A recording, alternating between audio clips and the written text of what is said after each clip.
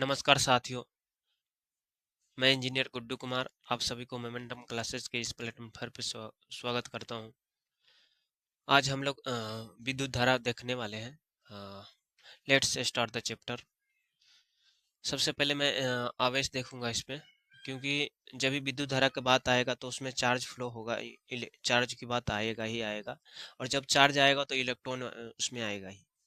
तो पहले देखते हैं चार्ज होता क्या है। चार्ज यानी आवेश। आवेश, चार्ज का हिंदी होता है आवेश।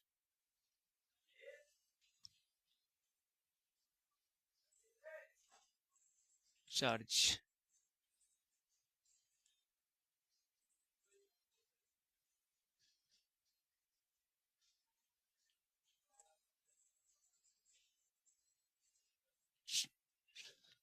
यह प्रॉपर्टी का, यह मटेरियल का एक प्रॉपर्टी होता है जो इलेक्ट्रोस्टैटिक फोर्स शो करता है। यानी यानी विद्युत विद्युत बल्ब शो करता है। यह यह पदार्थ का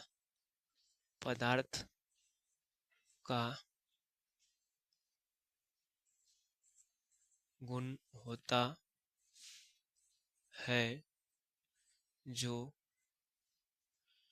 विद्युत विद्युत बल्ब अनुभव करता अनुभव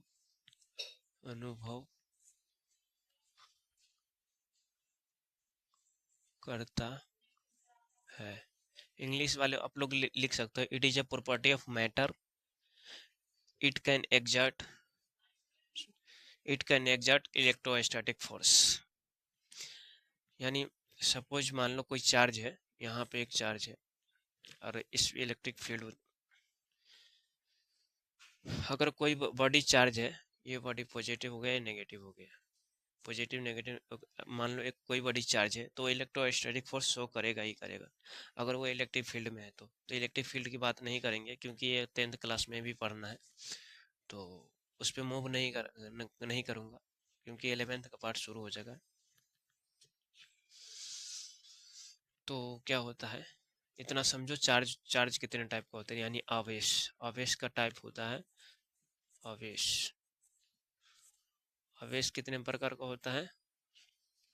आवेश दो प्रकार का होता है। आवेश दो प्रकार, एक पॉजिटिव होता है, एक नेगेटिव होता है। पॉजिटिव चार्ज, पॉजिटिव आवेश आवेश और एक होता है नेगेटिव आवेश। नेगेटिव आवेश, इसको बोलते हैं धनावेशित आवेश। धनावेशित आवेश। और एक इसको हिंदी में बोलते हैं ऋणावेशित। ऋणावेशित आवेश, ये होता है। आप लोग साथ साथ नोट डाउन करते जाना, क्योंकि मैं ज़्यादा टाइम नहीं दूंगा नोट डाउन करने के लिए, तो देखते रहना और साथ साथ आप लोग समझते भी रहना। दो टाइप होता है। अब देखो, अगर चार्ज पॉजिटिव और पॉजिटिव हो, अगर टाइप 1 में देखो, ये टाइप था, टाइप यानी प्रकार, चार्ज का प्रकार था। अगर चार्ज पॉजिटिव पॉजिटिव हो तो क्या होगा? प्रतिकर्षित होगा, यानी एक दूसरे के दूर जाएगा। स्टार में ये कर लेना आप लोग। अगर ये चार्ज दूर चला जाएगा, चार्ज पॉजिटिव पॉजिटिव होगा, तो यानी क्या होगा? प्रतिकर्षित प्रतिकर्षित होगा, यानी एक दूसरे से दूर जाएगा। एग्जाम्पल में मैं ले सकता हूँ, बॉयज और बॉयज का एग्जाम्पल हो, तो दोनों में गर्ल्स या गर्ल्स गर्ल्स का एग्जाम्पल हो, दोनों में ज़्यादा कॉम्बिनेशन नहीं बैठेगा। जबकि अगर हम एक गर्ल्स और एक बॉयज का एग्जांपल लूंगा तो क्या होगा? दोनों के बीच अट्रैक्शन ज्यादा होगा, काफी होगा। तो वहां पे क्या होगा? आकर्षित होगा। यानी नेगेटिव, एक चार्ज अगर पॉजिटिव रहेगा और एक चार्ज अगर नेगेटिव रहेगा, तो वहां पे क्या होगा? आकर्षित होगा। यानी अट्रैक्शन होगा, इंग्लिश में बोल सकते हो अट्रैक्शन होगा। यानी एक पॉजिटिव होगा और एक नेगेटिव होगा, क्या होगा, एक दूसरे को पास आएगा, इसका मतलब ये हुआ, यानी अट्रैक्शन, आकर्षित, आकर्षित, आकर्षित होगा। इंग्लिश वाला लिख सकते हो अट्रैक्शन होगा दोनों के बीच।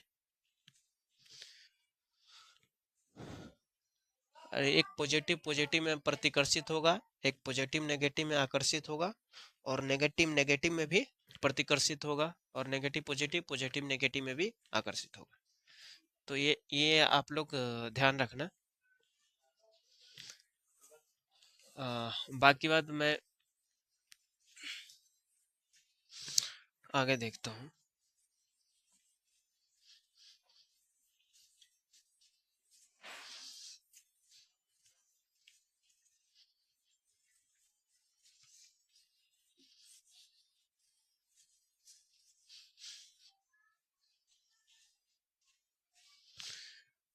इसके बाद विद्युत धारा देखो, विद्युत धारा क्या होता है, विद्युत धारा,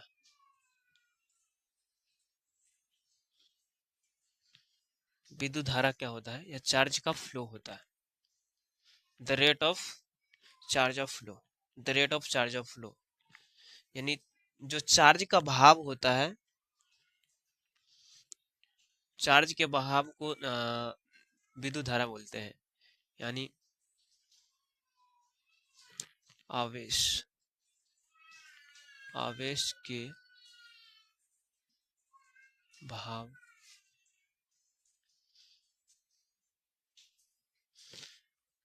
बहाव को विद्युत धारा कहते हैं। यानी सपोज मान लो एक कोई पदार्थ, बॉडी है, बॉडी मान सकते हो ऐसे, इसमें जब आवेश फ्लो होगा यानी इलेक्ट्रॉन होगा, आवेश जब ये यानी चार्ज फ्लो होगा यानी आवेश फ्लो होगा तो उसमें इलेक्ट्रॉन होगा,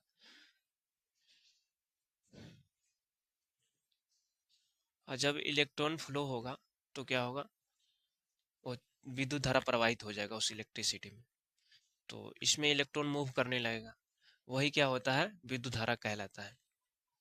अब विद्युत धारा को हम, तो I इक्वल टू क्या होता है, I equal to Q upon T होता है, Q अपन T, यानी आवेश के यानी चार्ज, चार्ज अगर समय के साथ चार्ज का बहाव अगर समय के साथ हो रहा है तो क्या कहलाएगा, विद्युत धारा कहलाएगा। यानी इसको इंग्लिश में बोल सकते हैं rate of flow of charge is known as current.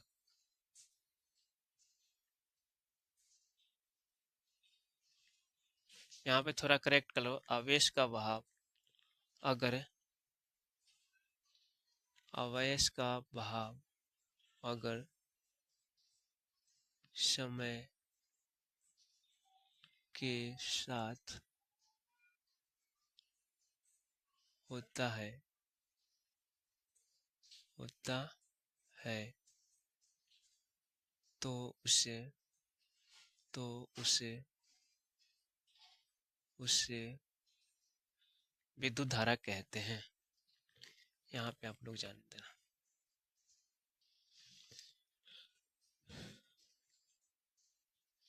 And इंग्लिश वाला लिख लो, the rate of flow of charge is known as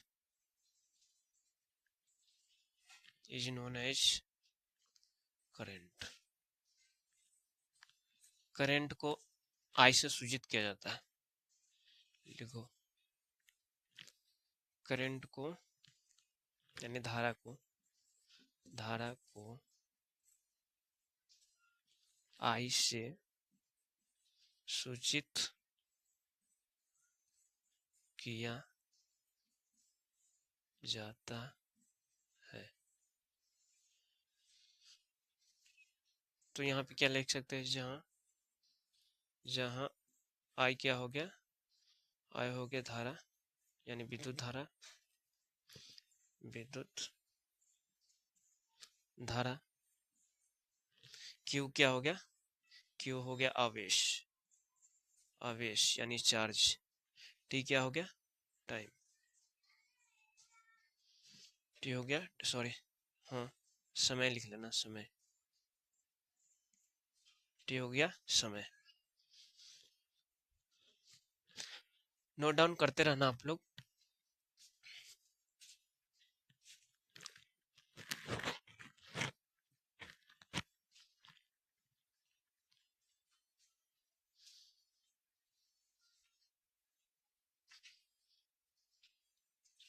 इस पे हम एक क्वेश्चन देखेंगे, न्यूमेरिकल देखेंगे, आप लोग नोट डाउन कर लेना।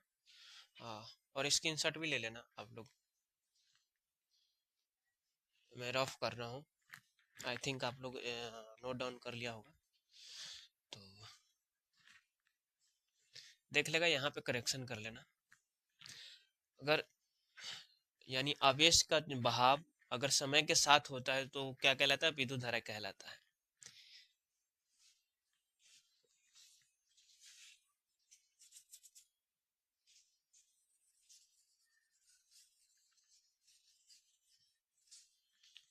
इस पे न्यूमेरिकल देखता हूँ एक,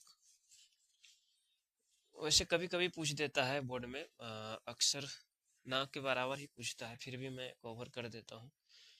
एक दो बार पूछ देता है कभी कभी। तो क्वेश्चन है, a current of 0.2 ampere is drawn by a device from 10 hours. Find the amount of current, electric charge that flow.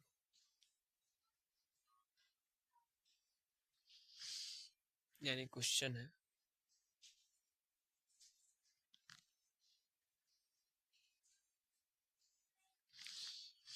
यानी 0.2 एम्पियर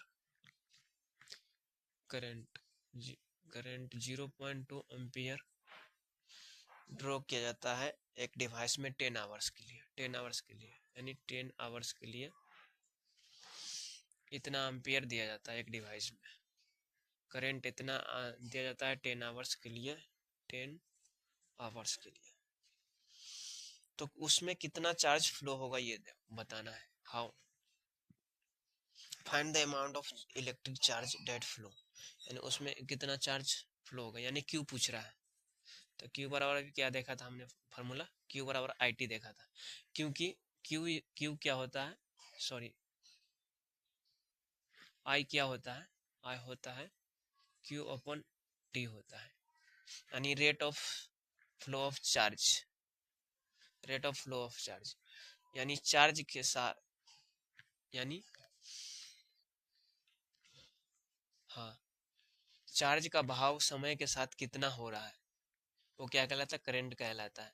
तो करंट क्या हो जाएगा, क्यू बराबर आई टी, क्यू बराबर आई टी हो जाएगा, यहाँ से जब क्रॉस मल्टीप्लाई करेंगे तो क्या हो जाएगा, क्यू बराबर आई टी हो जाएगा, आई टी।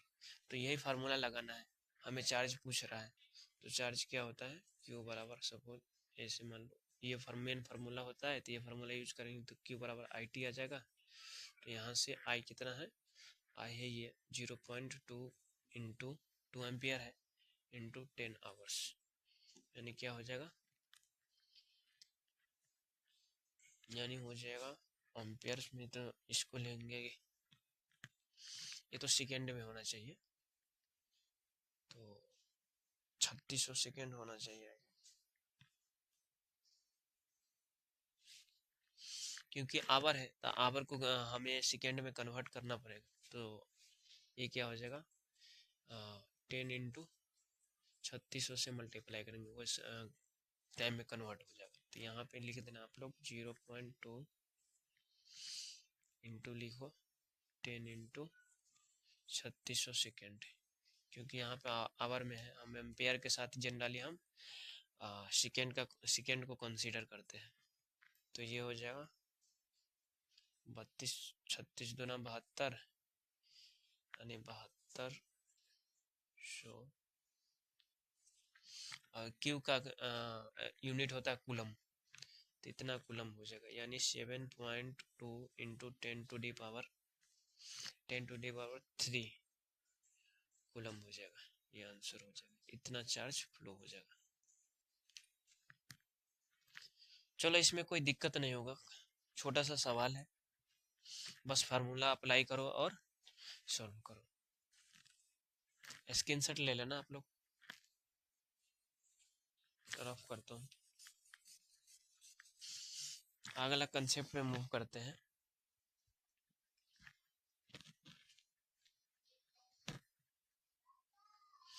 अगला कंसेप्ट देखते हैं, पोटेंशियल डिफरेंस यानी विभवांतर।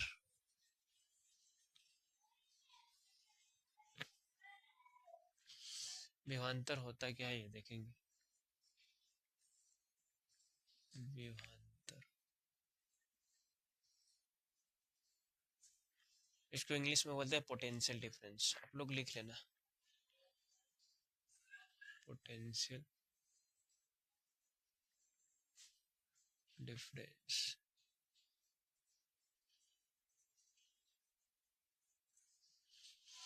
यानी एक यूनिट चार्ज को, मान लो 1 यूनिट चार्ज है, ये नेगेटिव चार्ज है, एक मान लो पॉजिटिव चार्ज है।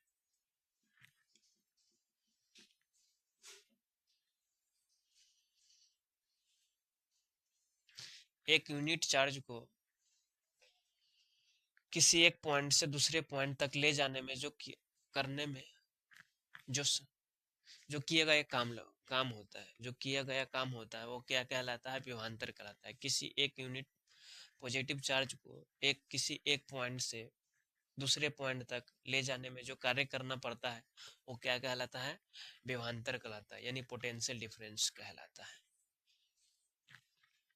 एक पॉइंट से दूसरे पॉइंट तक एक यूनिट चार्ज को ले जाने में जो किया गया कार्य होता है वो क्या कहलाता है? विभवांतर कहलाता है। यानी इसको लिख सकता है, एक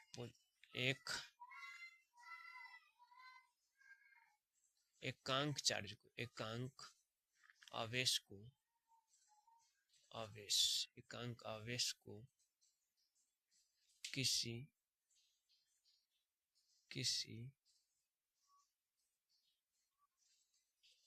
एक बिंदु से, एक बिंदु लिख दो पॉइंट की जगह पे, एक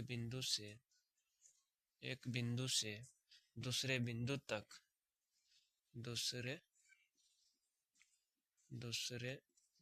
तक लिखते जाना आप लोग। मैं बोल भी रहा हूँ वैसे मैं लिख रहा हूँ, आप लोग साथ साथ लिखते भी जाना। एकांक आवेश को किसी एक बिंदु से दूसरे बिंदु तक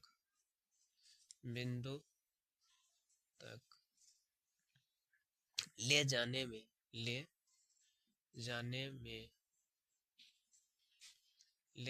में जो कार्य करना पड़ता है उसे विभवांतर कहते हैं। विभवांतर कहते हैं, उसे विभवांतर कहते हैं, उसे विभवांतर कहते हैं।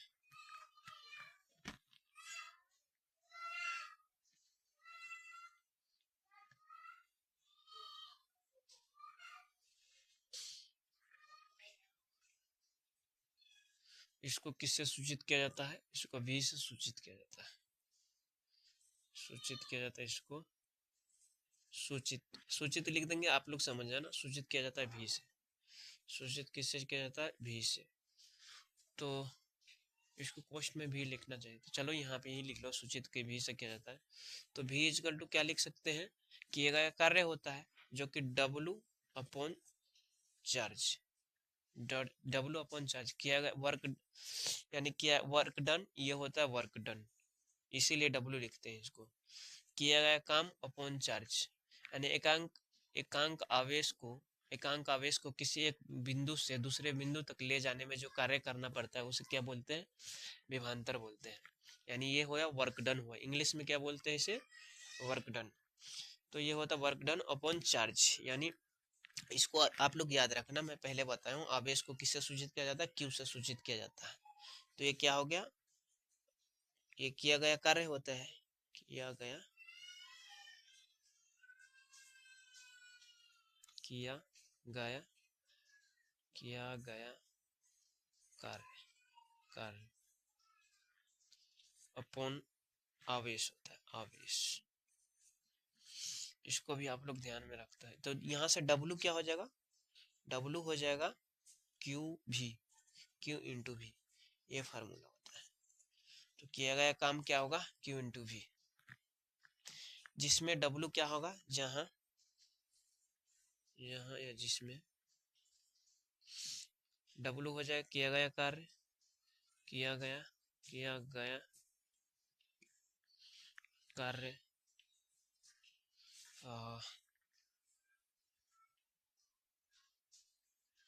इसमें हो जाएगा Q हो जाएगा आवेश, एंड एक बार और बच रहा है, W हो गया, Q हो गया, भी तो बता दिया हूँ, विभवांतर होता है, विभवांतर। आप लोग नोट डाउन करते रहो, आप लोग नोट डाउन करते रहना।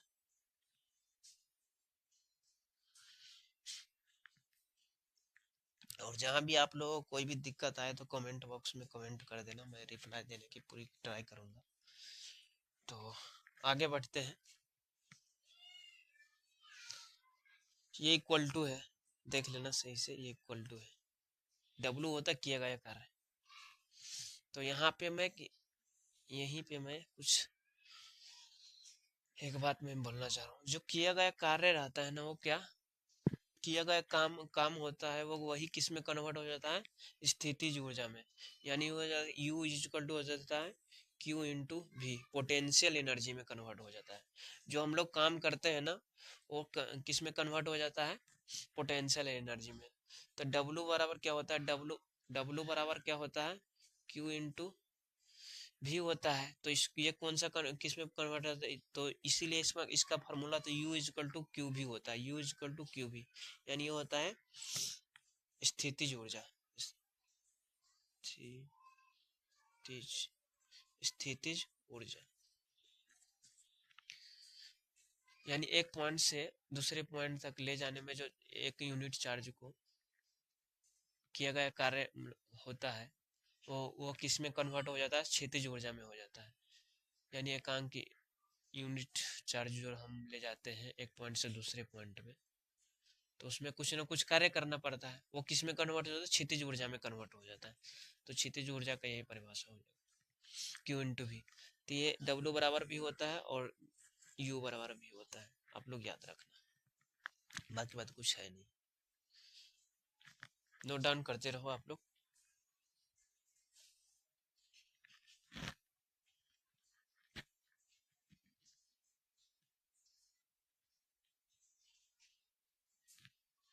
एक प्रॉब्लम देखते हैं इस पे,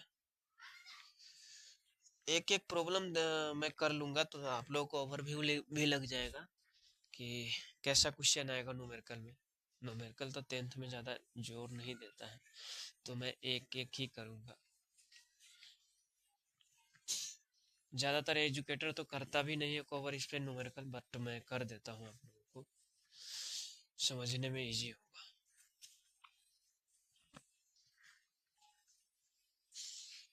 चलो ऊपर वाला कराने दो।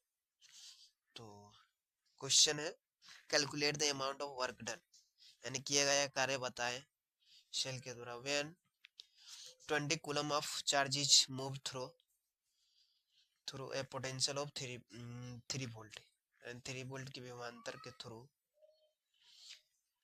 इतना कूलम के साथ किया गया कार्य क्या होगा। यानी क्वेश्चन है, वर्क डन पूछ रहा है, वर्क डन पूछ रहा है, W पूछ रहा है या WD लिखो, बात एक ही है। वर्क डन मतलब किया गया काम कार्य होता है जिसमें चार्ज दिया गया है, यानी Q है, Q कितना है, Q है 20 कूलम है, एंड पोटेंशियल डिफरेंस है, यानी V, पोटेंशियल डिफरेंस कितना है गिवन है ये भी 3 वोल्ट, 3 वोल्ट ये भी गिवन है। तो हमें क्या वर्क डन फाइंड करना है, यानी वर्क डन बराबर क्या होता है, डब्लू बराबर क्या देखा था हमने, डब्लू बराबर देखा था क्यू भी होता है, क्यू इंटू भी। तो क्यू कितना है, क्यू 20 कूलम है, और वोल्टेज क्या है 3, सप्लाई कितना हो रहा है, 3 वोल्ट का सप्लाई हो रहा है सर्किट में। तो ये हो जाएगा 20 × 3 यानी 60। हाँ, और वर्क डन का यूनिट होता है जूल, तो क्या हो जाएगा 60 जूल। जूल वहां पे यूनिट आप लोग देख लेना, वर्क डन का यूनिट देख लेना, डब्लू का यूनिट क्या होता है, जूल।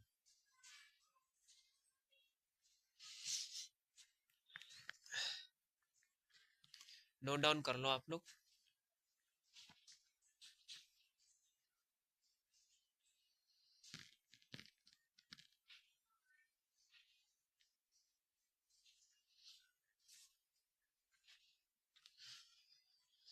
एक होता है एम मीटर, एक होता है वोल्ट मीटर।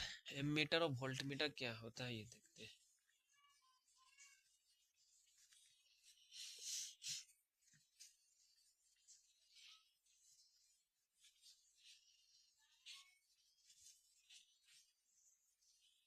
ये क्वेश्चन जनरली 3 नंबर में देखने को मिलता है, तो यहाँ पे क्वेश्चन पहले लिख लो, उसके बाद मैं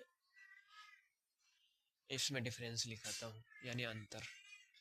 एम मीटर और वोल्ट मीटर में क्या अंतर है, am ammeter, ammeter, ammeter और voltmeter, volt voltmeter में डिफरेंस।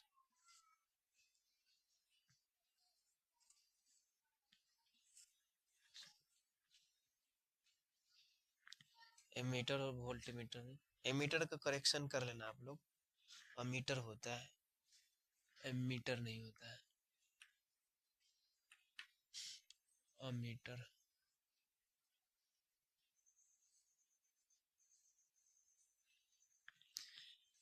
तो यह करंट को मेजर करता है, यह करंट को, यह यह धारा को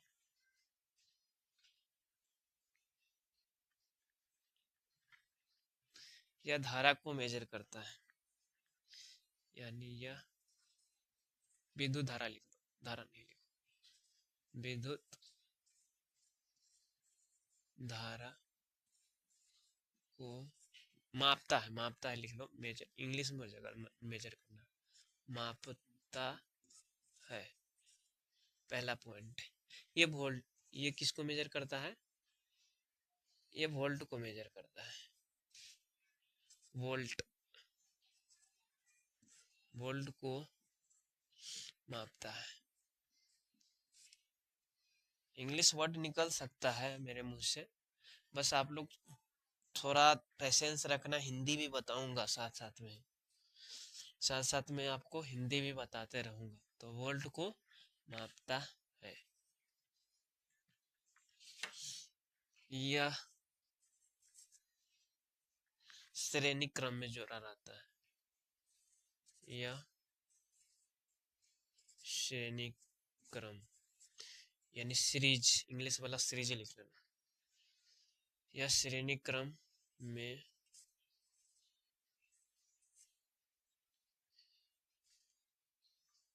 जुड़ा रहता है, यह पैरेलल में, यानी सब पैरेलल का मतलब समझ रहा है, किसमें, समांतर में, समांतर में जुड़ा होता है, में जुड़ा होता है।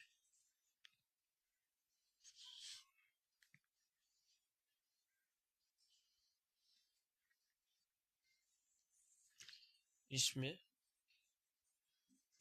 प्रतिरोध कम होता है, प्रतिरोधक, इसमें प्रतिरोधक कम होता है, इसमें ज्यादा होता है, इसमें ज्यादा होता है। होता है, देख लेना आप लोग।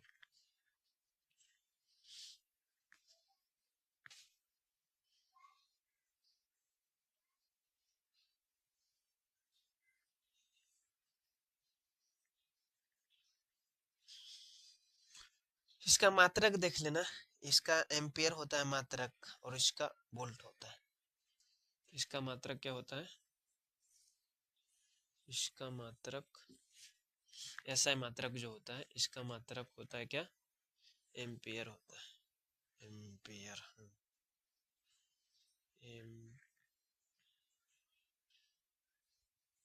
एम्पियर, एम्पियर होता है। इसका वोल्ट होता है, इसका वोल्ट। वोल्ट भी इंग्लिश में वही होता है, वैसे ही लिखा था, इसका वोल्ट होता है। इंग्लिश हिंदी दोनों एक ही टर्म है। एक 4 पॉइंट का सफिशियंट है, पूछता तो 3 नंबर 2 नंबर में ही, इसलिए ज़्यादा डिफरेंस लिखो नहीं। आगे मूव करते, कौन सा टॉपिक है? अगला टॉपिक देखते हैं, नोट डाउन कर लो पहले आप लोग।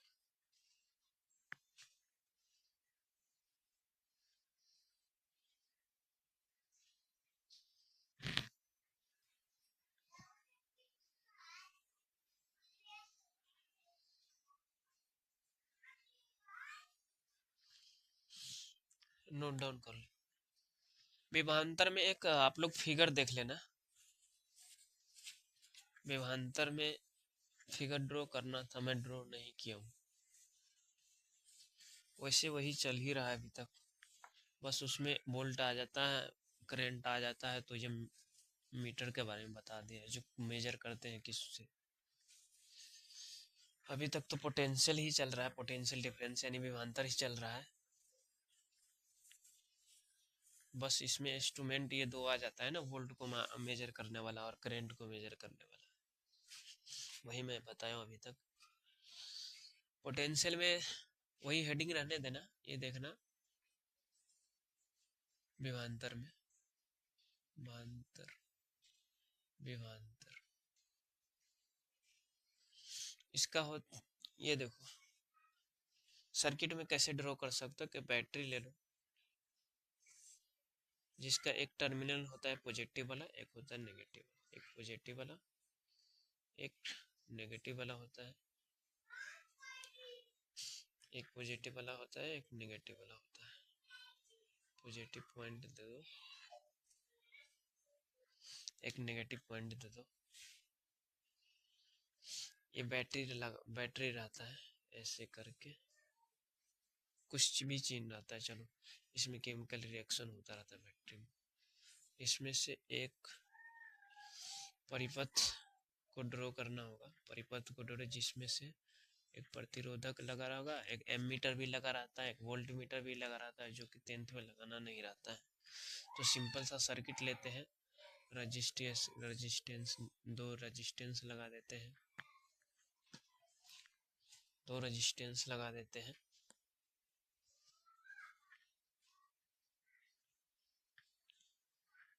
तो इसमें क्या होगा, इलेक्ट्रॉन तो फ्लो होगा ही, क्योंकि जब ये क्या बोलते हैं, करंट हम सप्लाई करेंगे तो इलेक्ट्रॉन फ्लो होगा ही। तो करंट फ्लो क्या होता है, low potential to high potential, low potential to high potential में फ्लो होता है करंट। तो करंट तो ऐसे होगा, अगर करंट ऐसे जगह करंट होता है higher potential to lower potential, higher higher potential potential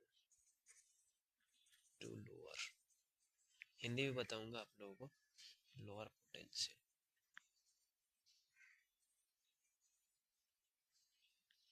यानी current flow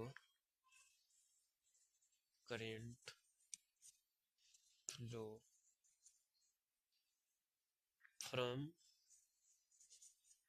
higher potential to lower potential, यानी करंट फ्लो करता है, इसका हिंदी लिख लेना,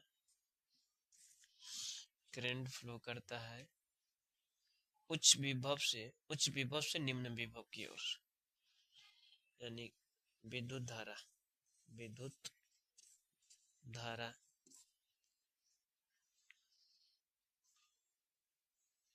का बहाव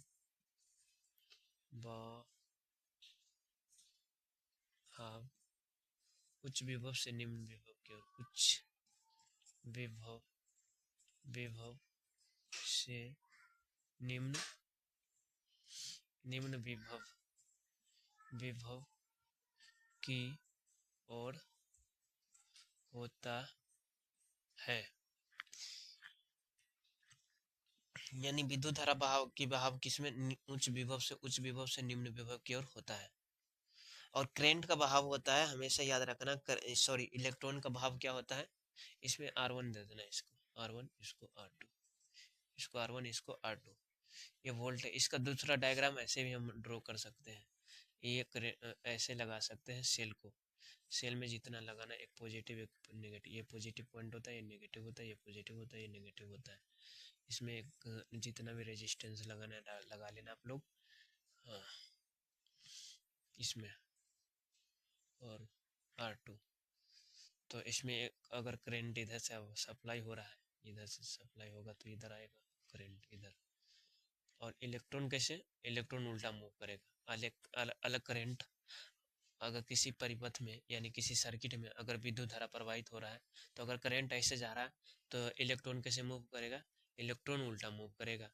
इलेक्ट्रॉन इसमें उल्टा अपोजिट डायरेक्शन में मूव करेगा, ऐसे ऐसे इलेक्ट्रॉन ये मूव करेगा। और ये हाई करंट मूव कर रहा है। तो आप लोग ये देख लेना, करंट जाएगा ऐसे, इलेक्ट्रॉन जाएगा अपोजिट डायरेक्शन में, क्योंकि ये आई आ रहा है।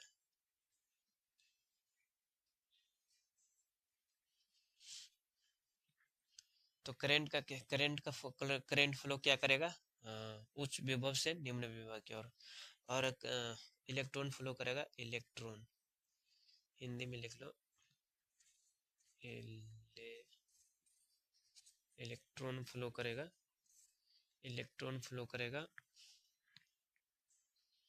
इलेक्ट्रॉन का बहाव निम्न विभव से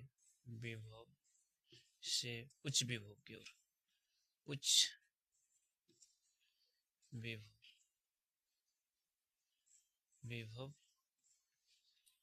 की ओर होता है। ये दोनों पॉइंट लिख लेना, काफी काम का है, काफी इम्पोर्टेंट है, एनालिसिस किया हुआ क्या बोलता हूँ पॉइंट है, जो कि बुक में कहीं कहीं लिखा रहता है।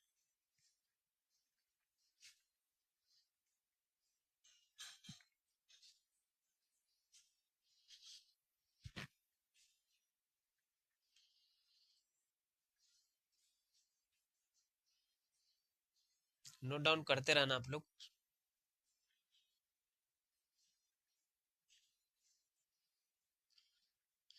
चलो रेजिस्टेंस देखते हैं। रेजिस्टेंस मतलब प्रतिरोधक क्या होता है।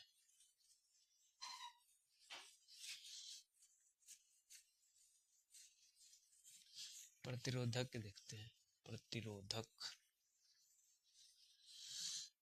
प्रतिरोधक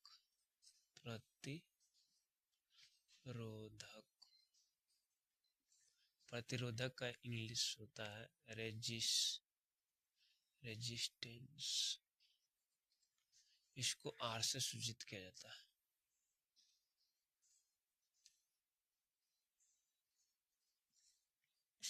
रेजिस्टेंस क्या होता है, यह जब किसी परिपथ में, परिपथ से समझता है, परिपथ का मतलब है जिस पथ से विद्युत धारा प्रवाहित होता है वो परिपथ कहलाता है। यानी ये जो सर्किट हम ऐसे ड्रॉ कर रहे हैं, एक वोल्ट और क्या बोलते हैं, एक वोल्टेज लगाते हैं, यानी पावर सप्लाई करते हैं उससे, जिसमें एक सर्किट रहता है, उसमें सर्किट में लगा रहता है रेजिस्टेंस वगैरह, तो परिपथ हो गया। ये वाला जो अभी जस्ट इससे पहले मैं ड्रॉ किया था।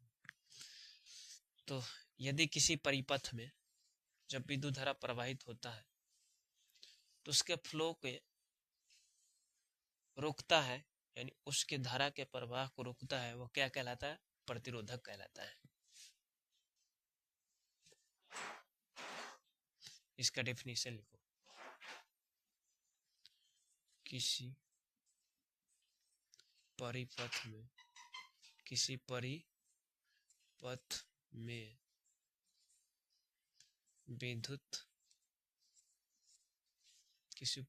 में विद्युत धारा के प्रवाह को विद्युत धारा के प्रवाह को विद्युत धारा के प्रवाह को रोकना ही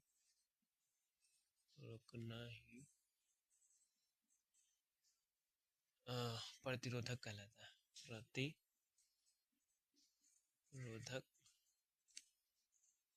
कहलाता है। यानी जब किसी परिपथ में विद्युत धारा प्रवाहित हो रहा है और उसको कुछ न कुछ रेजिस्ट कर रहा है, यानी रोक रहा है उस प्रवाह को, तो क्या कहलाएगा? प्रतिरोधक कहलाएगा। ये प्रतिरोधक का क्या काम होता है? आर का क्या काम होता है? करंट को कम करना, यानी वो करंट को विरोध करता है फ्लो होने से, यानी उसके बहाव को रोकता है।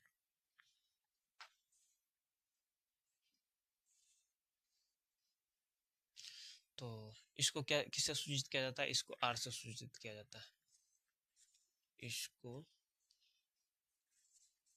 इसको आर से सूचित किया जाता है। तो आर इज इक्वल टू क्या होता है? आर इज इक्वल टू होता है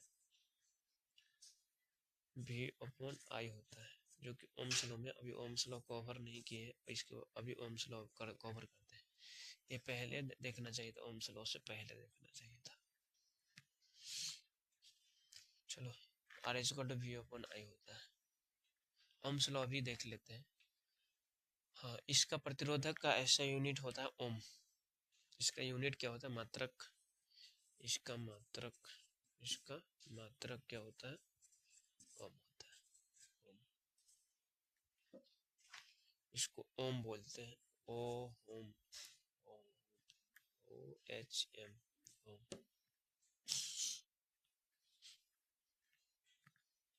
नोट डाउन कर लो आप लोग। ओम का लॉ, ओम्स लॉ देखेंगे।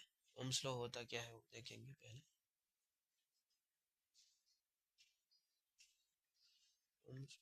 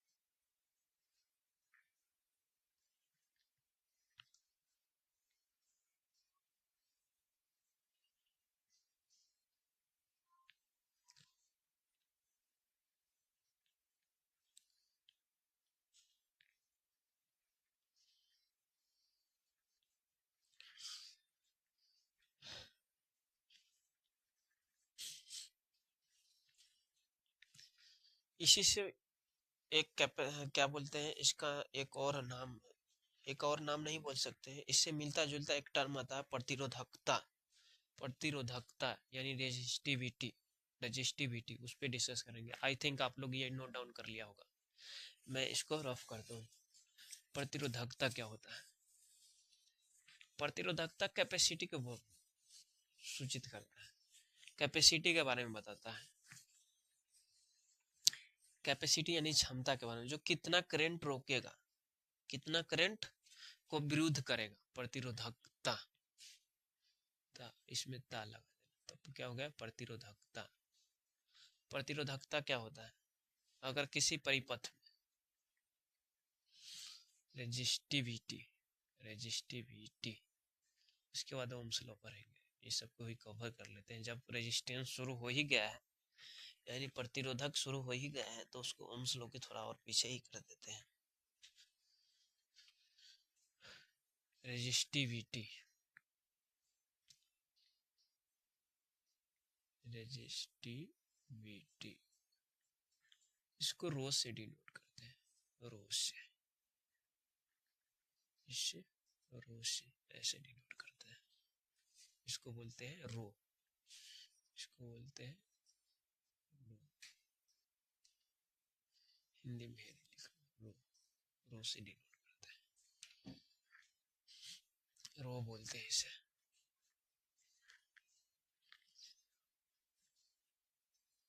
इसका परिभाषा लिखो, यानी जब किसी परिपथ में करंट सप्लाई होता है तो वह कितना प्रतिरोध, कितने करंट को रोकता है, कितने करंट, अमाउंट ऑफ करंट को रोकता है, यानी कितने करंट को रोकता है वो क्या कहलाएगा, प्रतिरोधकता कहलाएगा। जब किसी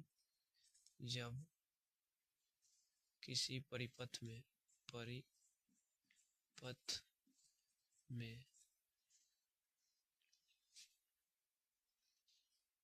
जब किसी परिपथ में विद्युत धारा, जब किसी परिपथ में विद्युत धारा के, जब किसी परिपथ में कितने विद्युत धारा लिखना, कितने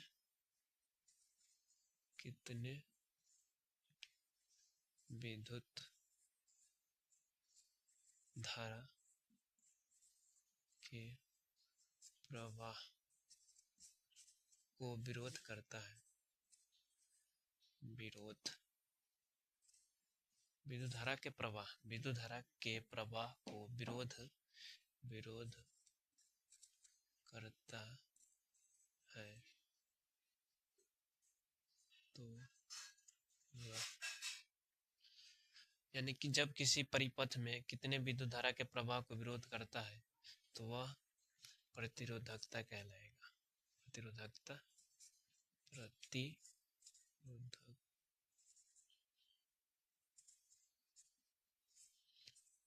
कहलाएगा।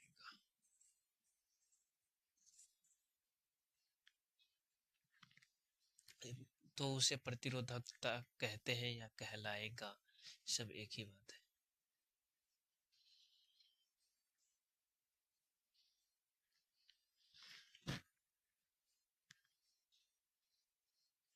इसको किससे सूचित किया जाता है, रो से सूचित किया जाता है। इसको रो से सूचित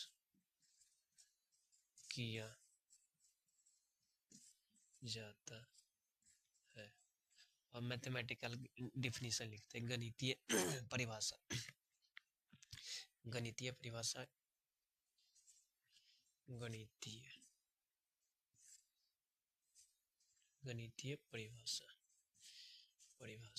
परिभाषा क्या होगा, ये देखो ये तो हो गया एक सेंटेंस वाला परिभाषा जो कितने विद्युत धारा के प्रवाह को विरोध करता है। और ये गणितीय परिभाषा क्या होता है वो देखते हैं। इसका तो R इक्वल टू क्या होता है, R इक्वल टू होता है rho L by A। R equal to ये फार्मूला होता है, R equal to rho by L, उसमें इससे पहले वाला में इतना लिख लेना, R equal to rho L by A होता है, रो L बाई A होता है, ये उसमें नोट डाउन कर लेना रेजिस्टेंस वाला टॉपिक में। तो R equal to rho L by A होता है, R इक्वल टू होता है रो L बाई A होता है। तो इससे क्या हो जाएगा, रो L बाई A से यानी रो को हम क्या लिख सकते हैं, रो इक्वल टू क्या हो जाएगा, ये क्रॉस मल्टीप्लाई हो जाएगा तो ये हो जाएगा R A upon L, R A upon L हो जाएगा। This is a formula of resistivity यानी प्रतिरोधकता, ये हो जाएगा।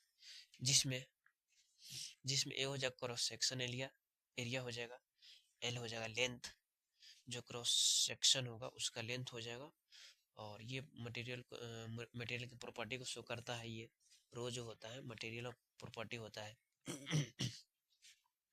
यानी हिंदी में बोल सकते हैं ये एल हो गया, लेंथ हो गया, एल हो गया। ये लिखो यहाँ पे मैं लिखाता हूँ, आप लोगों को लिखते रहना, साथ में लिखते जाओ आप लोग।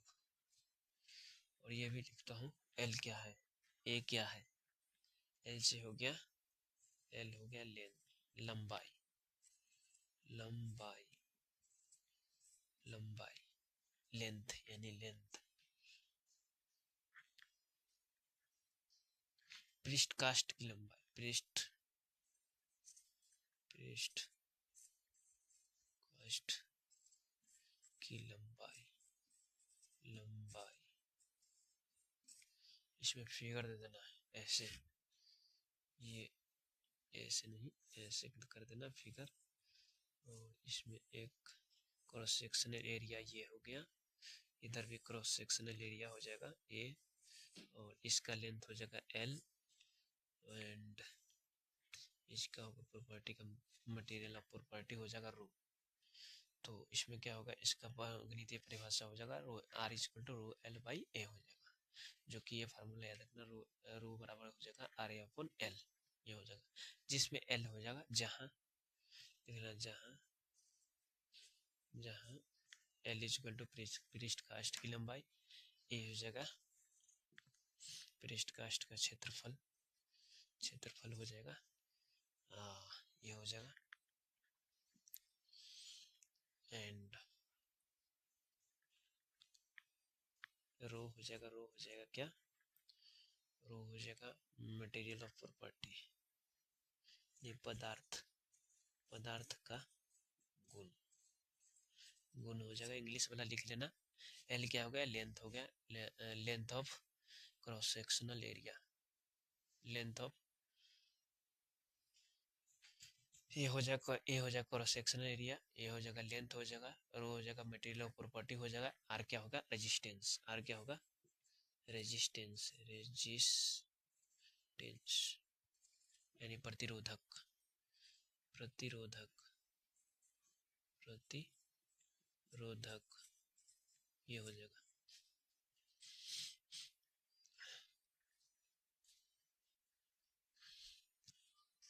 नोट डाउन करते रहना आप लोग, वीडियो काफी लंबी जा सकती है, तो आप लोग थोड़ा पेशेंस बनाए रखना।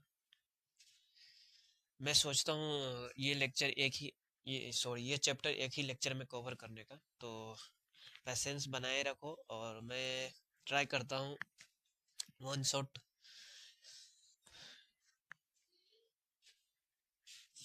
शॉट में कवर हो जाना चाहिए, तो देखता हूँ जहां तक ट्राई होगा। अगर ये वन शॉट में कवर नहीं हुआ तो मैं दूसरे एक इससे नेक्स्ट वाले वीडियो में श्योरली बोलता हूँ जो मैं कवर कर दूंगा। अगर एक चैप्टर में एक लेक्चर में अगर कवर हो रहा है तो हो रहा है, अगर नहीं होगा तो इससे दूसरे वाले लेक्चर में कवर कर दूंगा। तो इससे अब बेटर क्या चाहिए आप लोगों को, 2 लेक्चर में चैप्टर खत्म हो रहा है 2 दिन में। यहाँ तक आप लोग नोट डाउन कर लो।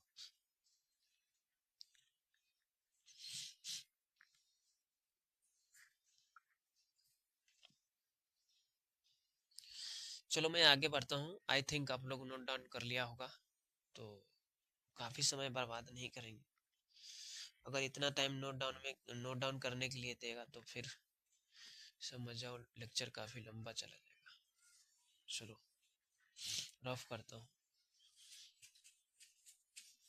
अगर कोई भी दिक्कत आए तो आप लोग कमेंट बॉक्स में कमेंट कर लेना। हाँ, अपने दोस्तों को शेयर करते रहना आप लोग, मेरा काम है पढ़ाना, मैं अपना 100% देने की ट्राई कर रहा हूँ, बट आप लोग शेयर करते रहना दोस्तों को, अपने साथियों के साथ शेयर करो, सबको पता चलना चाहिए।